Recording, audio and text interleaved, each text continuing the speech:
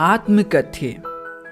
ये बात है जब हमारे लेखक जयशंकर प्रसाद जी द्वारा लिखित नाटक स्कंदगुप्त बहुत वायरल हुआ, जिसके बाद लोगों ने जयशंकर प्रसाद जी से अपनी आत्मकथा लिखने का आग्रह किया।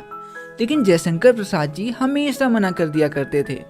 उनका मानना था, मेरी जिंदगी तो दुखों से भरी हुई है, मैं जो बनना चाहता था वो मैं कभी बन ना सका। जिसे बहुत प्यार किया, जिसे मैं पाना चाहता था, जिसे अपना बनाना चाहता था, उसे मैं चाह कर भी कभी पा ना सका, कभी अपना बना ना सका। इन सारे दुखों को मैं भला कैसे लिख दूं?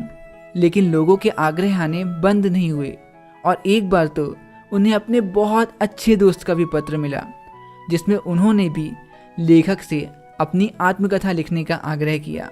जिसके बाद लेखक जयशंकर प्रसाद जी अपने उस मित्र और हम सभी को अपनी आत्मकथा ना लिखने का कारण बताते हुए इस कविता को लिखते हैं, जिसका नाम है आत्मकथ्य। हमारी इस कविता में टोटल 3 स्टैंजास हैं, जिन्हें हम पहले तो एनिमेशंस के साथ बहुत अच्छे से समझेंगे and then word by word पूरे स्टैंजा को पढ़ेंगे। तो हमारे पहले स्टैंजा की पहली 2 पंक्तियों में कवि अपने दोस्त से कहते हैं, आज जब तुम्हारे कहने से मैं अपनी आत्मकथा के बारे में सोच रहा था, तो एक एक करके मेरे जीवन के सारे दुख, सारे दर्द मेरे सामने आने लगे। मैं तुम्हें अपने जीवन की भला क्या कहानी बताऊं? मेरा जीवन तो सिर्फ दुखों से भरा रहा। इन्हीं बातों को कवि जयशंकर प्रसाद जी लिखते हुए कहते हैं, मधुप गुनगुना कर कह जाता है कौन कहानी यह अपनी। मधुप मतलब होता है भंवरा, मतलब आज मेरा मन किसी भंवरे की तरह मेरी अतीत की कहानियों को याद करते हुए गुनगुना रहा है। मुरझा कर गिर रही पत्तियां देखो कितनी आज घनी। मतलब कि जिस प्रकार एक हरे भरे पेड़ से धीरे धीरे सारी पत्तियां मुरझाकर गिर जाती हैं, ठीक उसी प्रकार मेरी जिंदगी जो कभी किसी हरे भरे पेड़ की तरह खुशियों से भरी हुई थी, आज एक एक करके वो सारी पत्तियां मुरझाकर गिरती जा रही हैं। मतलब मेरा जीवन जो कभी खुशियों से भरा हुआ था, आज उनकी जगह दुख और निराशा ने ले ली है। तो वहीं हमारे आगे की 2 पंक्तियों में कवि कहते हैं, इतिहास में ना जाने कितने लेखकों ने अपनी आत्मकथाओं में अपनी नाकामयाबी और अपनी कमियों को लिखा और खुद ही दुनिया के सामने अपना मजाक बना लिया। इन्हीं बातों को कवि जयशंकर प्रसाद जी हमारे आगे की पंक्तियों में लिखते हुए कहते हैं, इस गंभीर अनंत नीलिमा में असंख्य जीवन इतिहास। अनंत नीलिमा मतलब होता है अनंत तक फैला हुआ आसमान। मतलब कि इस गहरे और अनंत तक फैले आसमान में या इस अनंत तक फैली दुनिया में लेखकों के द्वारा असंख्य जीवन इतिहास या आत्मकथाएं लिखी गई हैं। यह लोग करते ही रहते हैं अपना व्यंग मलिन उपहास। यहाँ पर लो मतलब लोगों से हैं और मलिन उपहास मतलब होता है गंदा वाला मजाक। मतलब कि यह लोग तो अपनी आत्मकथाएं लिखकर अपना गंदा वाला मजाक बनवाते रहते हैं। तो वहीं हमारे आगे की पंक्तियों में कवि कहते हैं, जब तुम जानते हो कि लोग मेरी आत्मकथा पढ़कर मेरा मजाक बनाएंगे, मुझ पर हंसेंगे, क्या फिर भी तुम चाहते हो कि मैं अपना दुखड़ा लोगों के सामने रख दूं? क्या ये जानकर तुम्हें खुशी मिलेगी कि मेरा जीवन किसी खाली घड़े के समान है, इसमें एक भी खुशियाँ नहीं, मेरा जीवन का घड़ा सिर्फ दुखों से भरा हुआ है। इन्हीं बातों को कवि लिखते हुए कहते हैं, तब भी कहते हो कह डालूं दुर्बलता अपनी भीति। क्या फिर भी तुम चाहते हो कि मैं लोगों के सामने कह दूं अपनी सारी दुर्बलताओं को, अपनी सारी कमियों को, ये जानते हुए कि इतिहास में न जाने कितने लेखकों ने अपनी आत्मकथा लिखकर खुद से खुद का मजाक बनवा लिया। तुम सुनकर सुख पाओगे, देखोगे यह गागर रीति। गागर रीति मतलब होता है खाली घड़ा। मतलब क्या तुम्हें मेरी आत्मकथा पढ़कर खुशी मिल पाएगी जब तुम ये जानोगे कि मेरा जीवन खाली घड़े के समान है, जिसमें खुशियों की एक भी बूंद नहीं। तो वहीं हमारे अगले काव्यांश की पहली 2 पंक्तियों में कवि अपने मित्र से कहते हैं, कहीं ऐसा न हो कि मेरी जिंदगी की आत्मकथा को पढ़कर तुम्हें ऐसा लगने लगे कि मेरे सारे दुखों का कारण तुम ही हो। इन्हीं बातों को कवि लिखते हुए कहते हैं, किंतु कहीं ऐसा ना हो कि तुम ही खाली करने वाले अपने को समझो। मतलब कहीं ऐसा ना हो कि तुम खुद को ही मेरी जिंदगी के दुखों का कारण समझने लगो। मेरा रस ले अपनी भरने वाले, मतलब जो मेरी जिंदगी के रस को, जो मेरी जिंदगी की खुशियों को छीनकर अपने जीवन में भर रहा हो, मतलब जो मेरी खुशियों को छीनकर अपना जीवन खुशहाल बना रहा हो। तो वहीं हमारे आगे की दो पंक्तियों में कवि कहते हैं, मेरी सरलता और शांत स्वभाव के कारण मुझे बहुत से धोखे मिले, तो क्या मैं अपनी आत्मकथा लिखकर अपनी इस सरलता और शांत स्वभाव का मजाक बनवाऊं? इससे ज़्यादा दुर्भाग्य की बात भला मेरे लिए और क्या होगी। इन्हीं बातों को कवि लिखते हुए कहते हैं, यह विडंबना अरी सरलते तेरी हंसी उड़ाऊं मैं। विडंबना मतलब होता है दुर्भाग्य, और सरलते मतलब सरल प्लस ते मतलब सरल मन। मतलब कि ये तो मेरा दुर्भाग्य होगा ना अगर मैं खुद से ही अपने सरल मन की हंसी उड़वाऊं, भूलें अपनी या प्रवंचना औरों को दिखलाऊं मैं। भूल मतलब होता है गलतियाँ, वो कहते हैं ना, सॉरी मुझसे भूल हो गई। और प्रवंचना मतलब होता है धोखा या छल कपट। मतलब कि कैसे मैं अपनी गलतियाँ और खुद के साथ हुए छल कपट को दूसरों को दिखा दूँ अपनी इस आत्मकथा के माध्यम से। तो वहीं हमारे आगे की इन पंक्तियों में कवि थोड़े से रोमांटिक मूड में हैं और वो अपने प्यार को याद करते हुए कहते हैं, मैं उनके साथ बिताए उन खूबसूरत पलों को भला तुम्हें कैसे बताऊं। मैं कैसे बताऊं उनकी मुस्कुराहट को, मैं कैसे बताऊं उनकी प्यार भरी बातों को, उनके साथ बिताए उन खूबसूरत चांदनी रातों को। इन्हीं बातों को कवि आगे लिखते हुए कहते हैं, उज्ज्वल गाथा कैसे गाऊं मधुर चांदनी रातों की। उज्ज्वल मतलब होता है खुशियों से भरी हुई, और गाथा मतलब कहानी। मतलब उनके साथ बिताई उन मीठी मीठी चांदनी रातों की खूबसूरत कहानियाँ मैं तुम्हें भला कैसे बताऊं। अरे खिलखिलाकर हंसते होने वाली उन बातों की, और मैं तुम्हें कैसे बताऊं उनकी उन चांदनी रातों में खिलखिलाकर हंसते हुए उन रोमांटिक बातों को।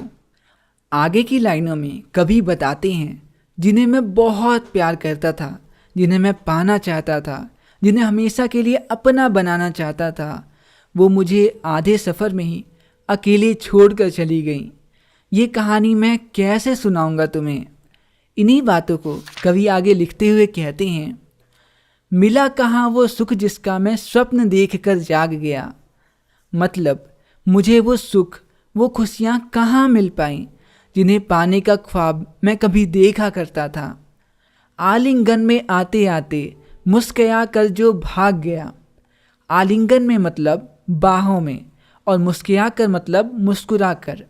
मतलब वो खुशियाँ, वो प्यार जिन्हें मैं पाना चाहता था, जिन्हें मैं अपना बनाना चाहता था, वो मेरी बाहों में बस आते आते अचानक से मुस्कुराकर मुझसे हमेशा के लिए दूर चले गए। और वहीं हमारे तीसरे और आखिरी काव्यांश की पहली दो पंक्तियों में कवि अपने प्यार की सुंदरता का वर्णन करते हुए कहते हैं, जब भी मैं सुबह सुबह के लाल आसमान को देखता हूँ तो मुझे ऐसा लगता है जैसे ये हल्का हल्का लाल आसमान इस लाल रंग को मेरे प्यार के प्यारे प्यारे लाल गालों से चुराया हो। इन्हीं बातों को कवि लिखते हुए कहते हैं, जिसके अरुण कपोलों की मतवाली सुंदर छाया में। अरुण कपोले मतलब लाल लाल गाल, और मतवाली मतलब होता है मस्त कर देने वाली। मतलब उसके सुंदर सुंदर मस्त कर देने वाले लाल लाल गालों की छाया में ऐसा लगता था मानो अनुरागनी ऊषा लेती है निज सुहाग मधुमाया में। अनुरागनी मतलब होता है प्रेम से भरी हुई, ऊषा मतलब होता है सुबह, और सुहाग से मतलब यहाँ लालिमा या लाल रंग से है। मतलब उनके लाल लाल गालों को देखकर ऐसा लगता था मानो ये प्रेम से भरी हुई सुबह की लालिमा अपना लाल रंग उनके गालों से ही चुराई हो। तो वहीं हमारे आगे की दो पंक्तियों में कवि कहते हैं, उनके साथ बिताए वो खूबसूरत पल ही मेरे जीने का एकमात्र सहारा हैं। मैं उन खूबसूरत पलों की यादें किसी को भी नहीं बताना चाहता, और अगर मैं ऐसा करता भी हूँ तो उनके साथ बिताए सिर्फ खूबसूरत लम्हे नहीं, बल्कि उनके बिना वो दर्द भरी रातें भी मेरे सामने आ जाएंगी, और उन बहुत मुश्किल से भरे घावों को मैं वापस से खरीदना नहीं चाहता। उसकी स्मृति पाथेय बनी है, थके पथिक की पंथा की। स्मृति मतलब होता है यादें, पाथेय मतलब सहारा, पथिक मतलब पथ पर चलने वाला या फिर यात्री, और पंथा मतलब पथ या रास्ता। मतलब उनकी वो खूबसूरत यादें ही मेरे जीने का एकमात्र सहारा हैं, जो इस थके हुए यात्री को आगे चलते रहने को प्रेरित करती हैं। सीवन को उधेड़ कर देखोगे क्यों मेरी कंथा की।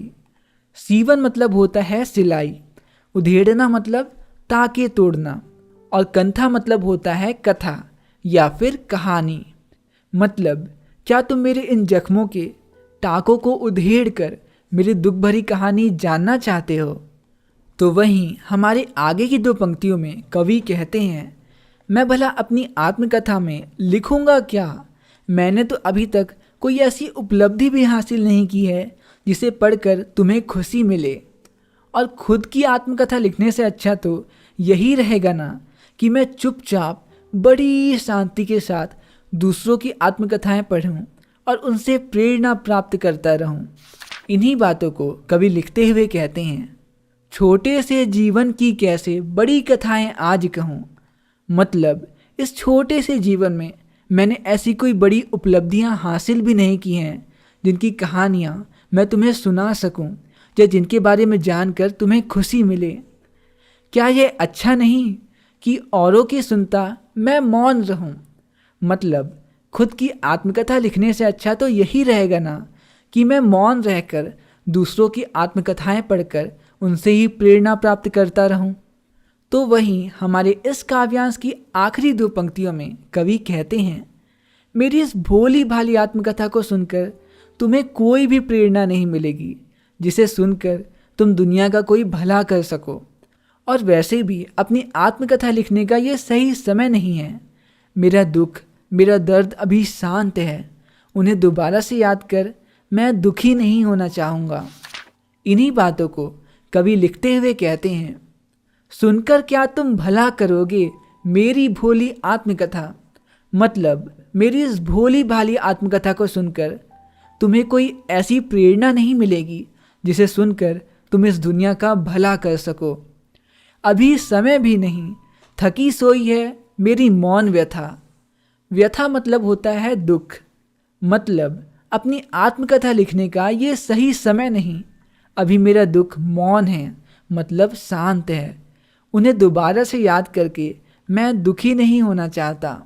तो बस यहीं पे ख़त्म होती है हमारी ये प्यारी सी पोयम।